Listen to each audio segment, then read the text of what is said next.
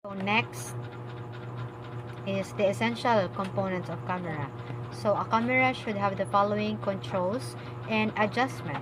So it means to accurately aim the camera and compose the picture. Next, an ability to focus precisely. Third, a shutter to control the moment of exposure and how long light acts on the sensitive surface. Fourth, an aperture to control image brightness and the depth of field.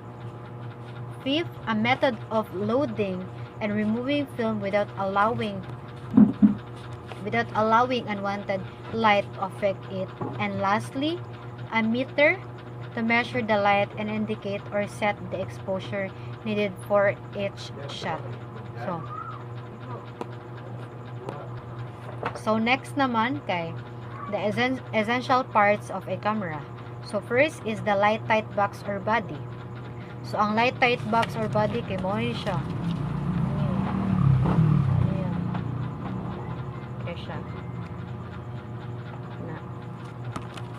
So the light tight box or body, part of the camera that is very important because of its capability to exclude all the unwanted light that might expose the film.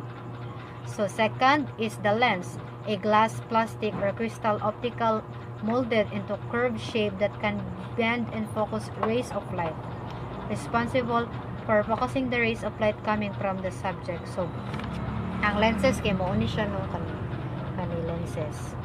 Mo ni siya ang nagahelp para ang imong subject kay dili siya blur and ano siya kanang tarong siya visible tan-awon. So film holder holds the film firmly inside the camera. The shutter device used to control the amount of time during which light is allowed to enter the camera and register on the film or image sensor serve as the barriers of the rays of light that will enter and affect the film inside the camera. So next is the viewfinder.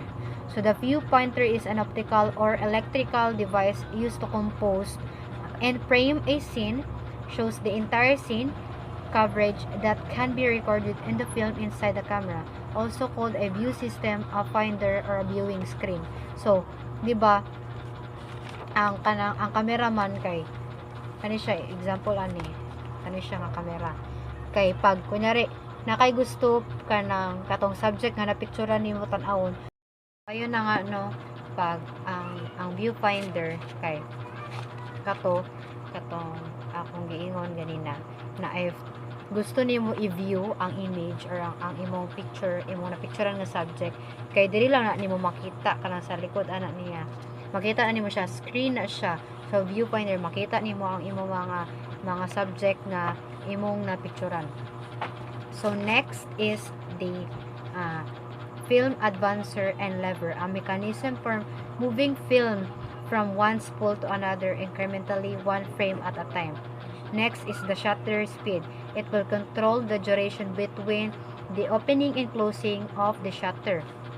Next is the lens aperture, an opening or diaphragm in the light blocking plate that allows light to strike the film or image sensor. The ratio between the diameter and focal length of the lens, the light gathering power of the lens. So the diameter of the lens diaphragm can be changed by turning the aperture ring. So ang aperture ring kay kadto siyang kani diri nasa taas murag i-adjust na nimo siya aperture ring. So moving the next F number, either halves or doubles aperture size. Aperture size also affects depth of field. So the higher the number, the smaller the lens. The smaller the lens opening, the greater the depth of field. So next is the focusing mechanism. So the sharpness or clearness of the objects being photographed will depend upon the focusing system of the camera. So the focus is the physical point at which rays of light from a lens converge to form a properly defined image of the subject po. So pag ang focusing mechanism kay ito siya, the sharpness or clearness. So kapag kanang ang imong camera kay gi-set up nimo ang mga lenses, so mas matarong siya, mas matarong ang imong subject og pagkakuha. So ayun. Next, diri na ta sa camera lenses. So camera lenses, so as defined above, a lens is a glass or a plastic or a crystal optical element molded into a curved shape that can bend and focus rays of light. It is responsible for focusing the rays of light coming from the subject. So simple lenses feature a single convex or concave lens. Most photographic lenses feature multiple elements housed in a single lens. So single lens barrel that cancel out each element's weakness to produce a sharp image. The size of the individual lens elements and their positions determine the angle of view and focal length of the lens. So, muna siya ang lenses. So, ano siya? Ang shape, diba? Oh, convex and concave siya. So, diri po di mo ma-adjust.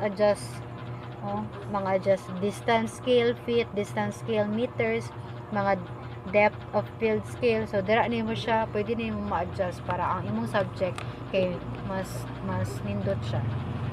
So the standard camera lenses. So standard camera lenses can be divided into the following broad groups. So standard and the normal lenses.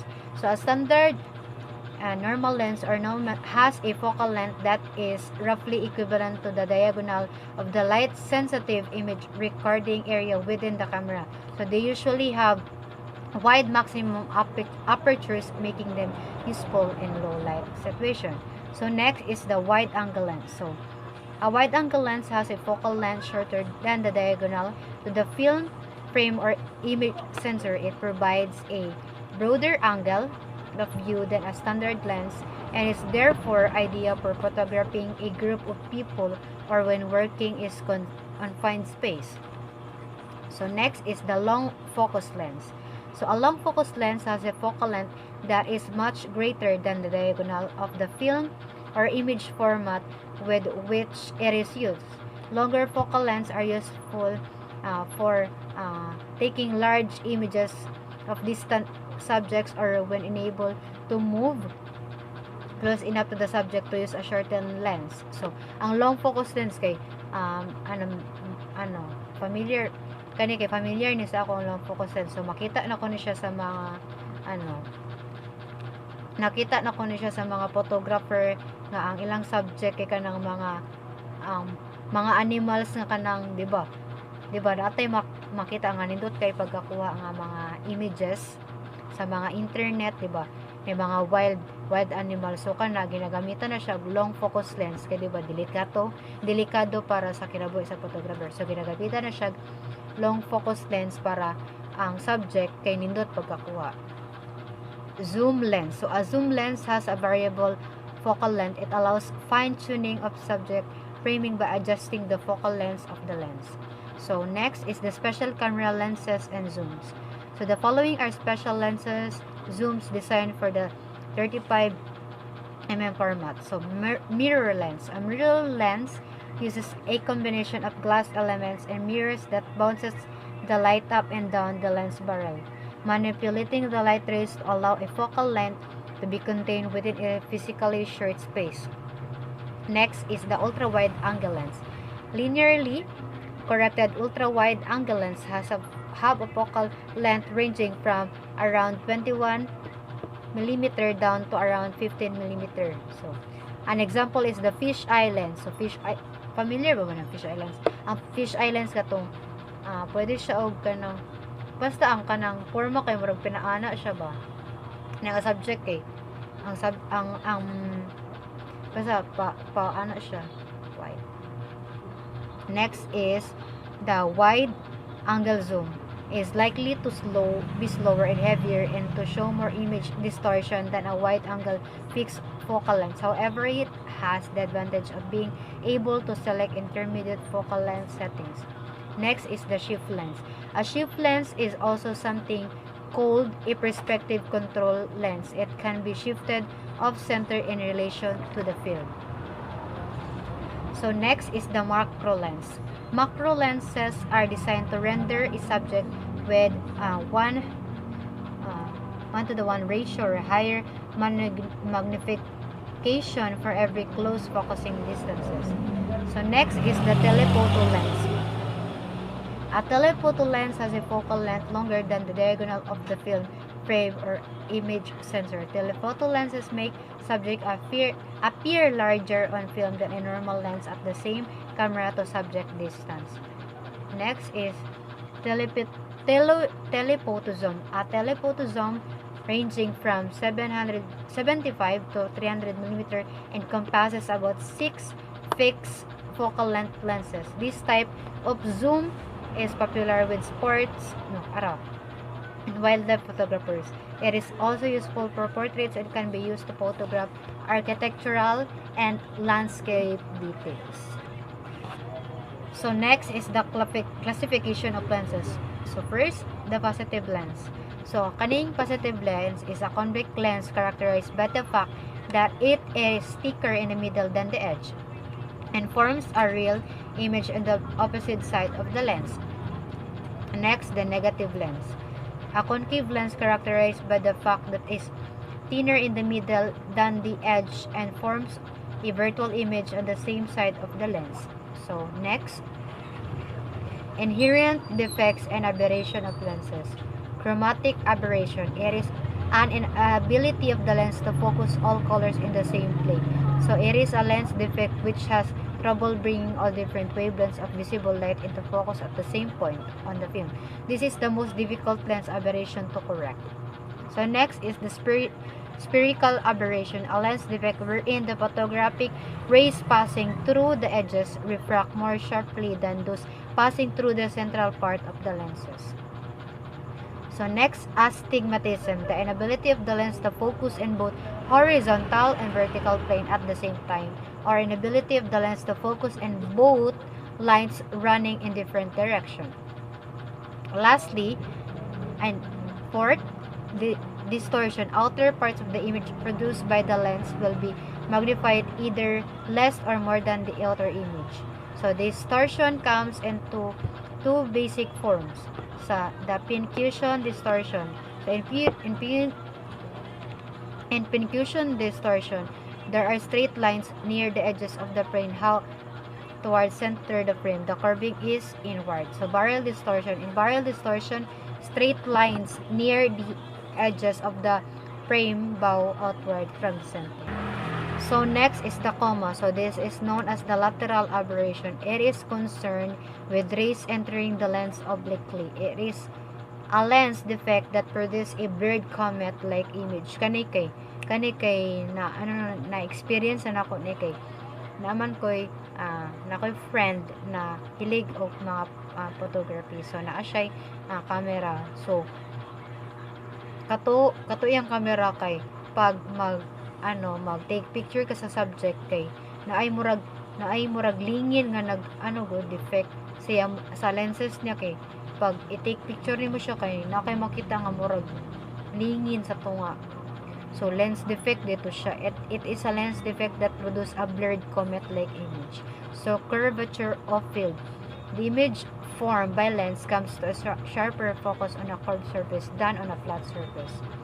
Next is the chromatic difference of magnification.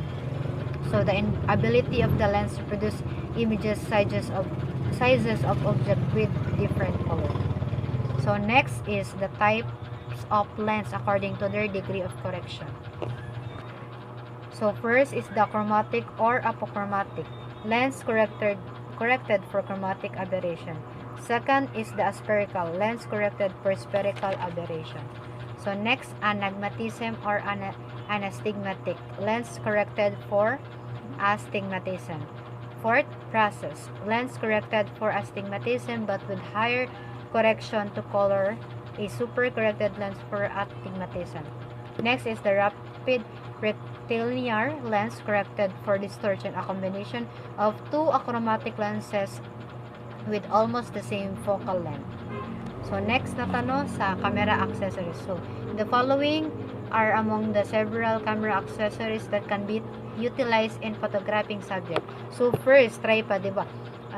Familiar kayo sa ato ang tripod. So, ang tripod is a stand consisting of 3 legs and a mounting head for a camera used to support and stabilize the camera. So, this is a example of tripod, kani siya. Next is the cable release, a cable with a button or plunger attached to a camera to prevent accidental movement and eliminate camera shake. So, next is the flash unit. So, kani siya ang flash unit. So, diba, ginabutang ni siya sa camera kanang sa taas. Kani siya din, na ay flash dito sa taas. So, flash unit is an artificial light source synchronized with the opening and closing of the shutter to emit a brief but very bright burst illumination. So, light meter. Light meter is a device used in determining the intensity of light that strikes the object and affects the film. Extension tube. A tube inserted between the lens and camera body to provide increased magnification for macro photography used in photographing minute objects. Next is the filter.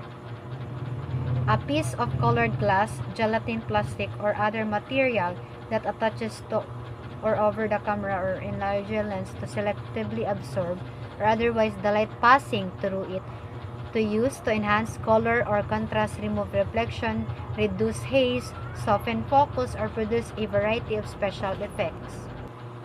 So, ayun no. So, now, let us proceed to the proper handling of the camera. So, camera motion can be caused by lack of sharpness. There are 2 prime causes of camera motion.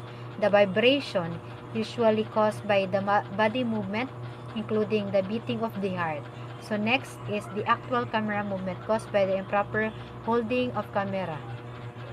So, pag photographer ka, kailangan jud nimo kabalo ka unsaon pag-hold sa camera, no? So, camera motion can result in blurry images. To prevent this, it is important to hold the camera properly by considering the following. So, hold the camera with the right hand and place the index finger under the shutter release. The thumb should be under the film advanced lever and remaining 3 fingers against the front of the camera. The heel of the camera must lie on the palm of the left. The photographer's arm should be resting against the body with legs far enough apart to be a steady base. When taking a photograph in a kneeling position, do not rest the elbow on the knees as the bone-to-bone contact is unsteady and will be reflected in the photograph. So the placement of the rest of the body while taking a photograph is important as holding the camera. So care in handling of the camera and film. So the photographer should take care of the camera between uses by keeping it out of direct sunlight and away from heat sources. So pag photographer ka, kabalo jud kag proper handling and holding of camera. So, as a photographer, dapat ipalayo jud nimo siya sa mga direct sunlight kay ang camera kay very sensitive man na siya kay gamay lang upuan kay murag naaday defect good. So, the camera should never be exposed to direct sunlight or to heat inside glove compartments or trunks of vehicles during hot weather. The photographer should also keep the film in an insulated chest or wrap in white reflective cloth. Exposed film should be maintained in a refrigerator or processed immediately. So in cold weather, the camera should be protected by keeping it under your jacket as the film may become brittle and tear or break. Salt water may also damage the camera and film. So make sure the camera is fully protected. So negative should be placed in a plastic sleeve to avoid scratches. So this is how to hold a camera. So makita na to sa picture kani vertical position. So ang proper handling niya ay ang kamot ayun nasa lenses. Then the next is the horizontal, nasa lenses gyapon. Then handle with care jud na siya. And standing position, as you can see, ang iyang legs, ang iyang nag-move. Then ang kamot kneeling position, so nag-kneel yun siya tarong kay para dili unstable, no? Ang iyang arm, ang iyang hands kay naka tarong jud kuan. Then in the prone position kani kay pinaka-kuan jud ni kay naka ano jud ka sa floor.